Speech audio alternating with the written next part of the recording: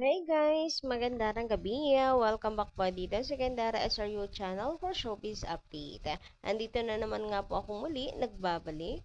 Ang nagmamaganda ninyong kachismosang Kim Pao, wala na pong iba, si Gandara, upang magatid sa inyo ng latest update and fresh happenings patungkol kay Kim Chiu and Paolo Avellino. And para nga sa gabing ito, tatalakayin natin at pag-uusapan ay may kinalaman po sa ganaps ng Kim Pao. Yes, kilig to the bones na naman nga.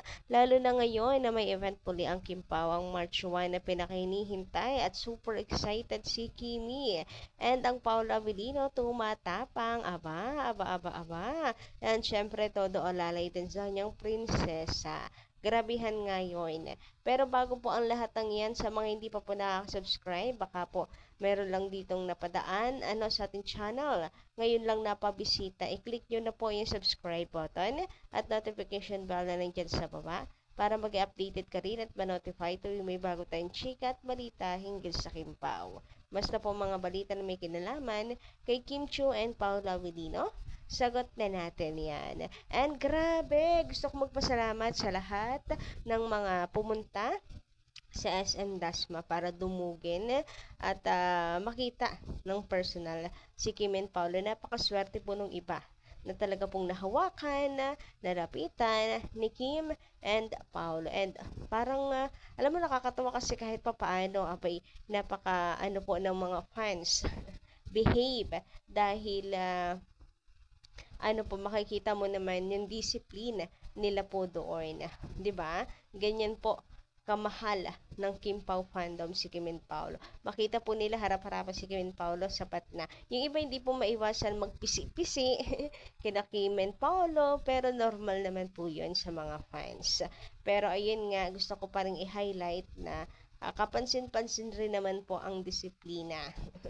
Ayan, pero nandoon ang tilian. Kasi guys, importante yan na may disiplina tayo. Lalo na pag ganyan, grabe, dumog ang mga tao. Huwag natin pahirapan yung mga security. Yes! Nagtatrabaho din po yung mga taong yun. Huwag natin pahirapan. And of course, kasi kapag pinahirapan po natin mga security, yung mga nakaano po sa kanila, palibot, abay si Kim and Paolo din naman po ang mapapahamak. Kaya napaka-importante ng disiplina din, of course. Pero nakikita ko naman yan sa mga mall shows ng Kim Pao. Kakatawa nga ang daming tao na nagmamahal kay Kim and Paolo. And grabihan din naman po talaga. Abay, mabibingi ka din naman talaga sa tilihan ng mga tao doon dahil talaga po nag-uumapaw ang chemistry ng dalawa. Sobra naman po talaga nakakakilig. Plus, alam po natin na parehas pong single. Ay, single, hindi pala taken na pala yung dalawa. So, ayan. So, lalo na't alam po natin na wala silang tinatapakang mga tao. 'Di ba? Open na open sila. Ayan. Anyway, guys, bago po pala pumunta at tumako si Kim Chiu sa kanilang event, of course, sabay napakasipag talaga ni Kimi. Hanggat may vacant time siya, siguro kung hindi pa naman kanyang bedtime, abay kanya pong papatusin at papapunuan ng sked. Grabihan yun, 'di ba? So, eto po at sa recording muna si Kimi bago dumiretso. Napakasipag naman talaga. Kung ako yan, ay nakulantotay na yung body ko sa sobrang daming gawain. Iniisip ko pa lang, santambak pagising ng umaga, ang daming nag-aabang na trabaho. Abe, ako'y tamad na tamad na. Pero siguro si Kimi hindi yan nararamdaman. Inspired eh. Kasama niya rin kasi yung mahal niya eh. Tsara, mahal niya talaga. Apaka-OA, sabi nga ni Kimi. Anyway, eto, napatweet nga rin po. Tweet, tama ba? Tweet pa rin ba yung term dyan? Repost si Kimi sa X. So, eto. Sabi po dito, ha?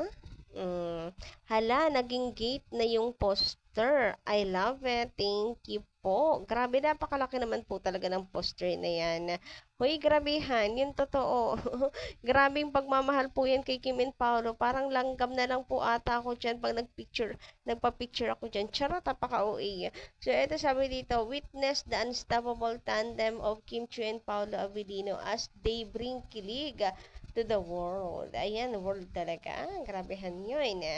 Napaka-OA po sa ano, sa sobrang laki. Grabehan yun talagang hindi na po nakita yung gate. Paano nyo po na-open yan? Nakaharang na po. Ang tarp ng Kimpaw. Grabe, apakalaki. Pero tuwan-tuwa si Kim Chu. Gustong-gusto na. Gustuhan po ni Kim Chu. Ayan. Grabe, nakakahanga naman po talaga nung nakaraan bus. Ngayon naman sa gate. Abay talaga naman pong hindi ko na alam kung paano sila lumalabas at pumapasok niyan. Nakaharang po ang tarp ng Kimpaw. Anyway, dagdag pa dito sa caption, don't miss their highly anticipated first movie together. Hitting theaters on March 26. Hashtag my love will make you disappear. Ayan, bongga, di ba? Ang bongga ng Kimpaw.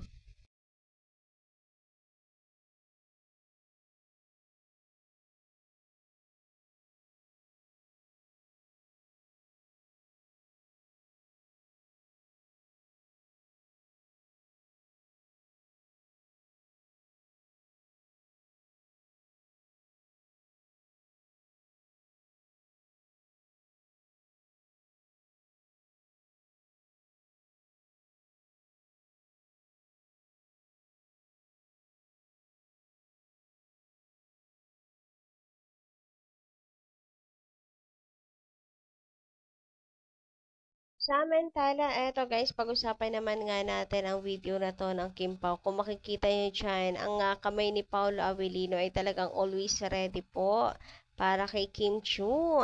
Laging naka-ready siya na umalalay kay Kimi. Parang, huy, Paolo, baka hindi maulian yung kamay mo ha, charot. Laging nakaabang yan para po iyakapin ni Kim. Tawag doon, anong tawag doon sa puluputan? Hindi, parang pangit na ba nung term?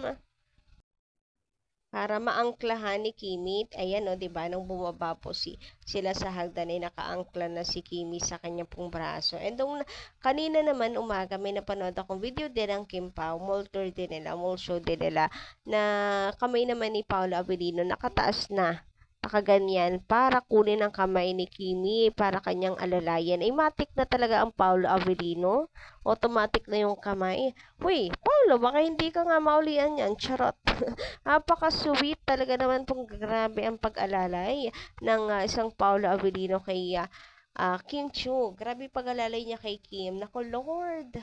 Pa-order din po ng isa pang Paolo Avellino. Charot. Pwede bang maka-order ng isa pang Paolo Avellino para lahat masaya? Eme, grabehan naman yun sa pa-order. Pa-order ng isang Paolo Avellino. Yung mas hot po. Yung super hot na Paolo Avellino. Charot. So, ayan, grabehan nga yun. Napakaswerte nila sa isa't isa, guys. Talagang, ano eh, yung talagang nakatadhana eh. Nakatadhana talaga para talaga sa isa't isa. Talagang saka bisig ng bawat isa ang bagsak nila. Hoy, grabehan yun. So, sino po dito ang mga nakiirit din, nakisigaw din, nakahiyaw rin sa pagpunas na yan, papunas sa ni Papi Paulo kay Kim Chiu. Abang hanggang likod ba naman talaga naman? Ay, grabe talaga ka-sweet ng Paulo Avellino.